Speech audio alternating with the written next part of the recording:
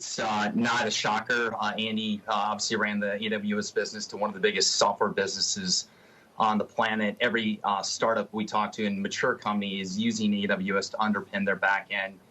This is the bulk of the profitability for Amazon. It lets them experiment in the other segments of the business that are less profitable, like retail. And so we think ultimately this is a great move. I don't think that really much is going to change. Obviously, if you're a software individual, which I am for 20 plus years, we're all excited because this is the recurring visibility and the bulk of the profitability of the company. And we think that this will only firmly establish that they're going to continue to spend aggressively against Microsoft and Google.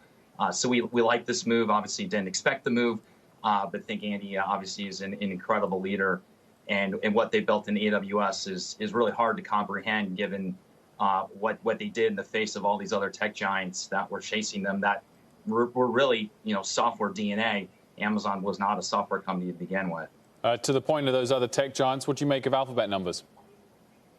Phenomenal. Best top line in 2.5 years, best bottom line in 3 years. The cloud number was a little in line. Microsoft Azure actually outgrew the Google Cloud. So Microsoft's taking share.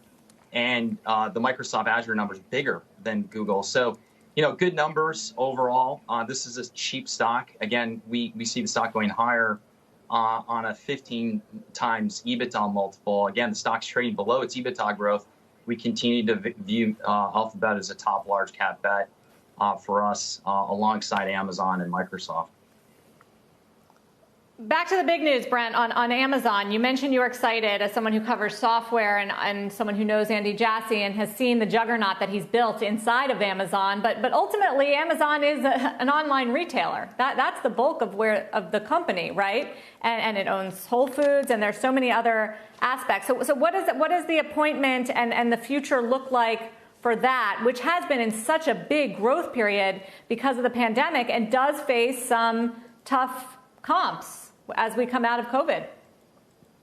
Yeah, look, the retail business is phenomenal. I'm not trying to downplay that. It's incredible. We think it's long-lasting. E-commerce tailwinds are permanent, and we do believe they're in great shape. But to your point, Sarah, there is going to be a deceleration in the retail business, and that's why the software business is so important. The high visible revenue growth stream, this backlog growth they've been reporting to between 40 and 60% backlog, gives investors encouragement that when the e-commerce business slows, and it will in the second half, that the software business continues to power forward with extremely high margins and visible revenue. Secondarily, the advertising revenue. Again, advertisers are flocking to this platform. That is a high margin business.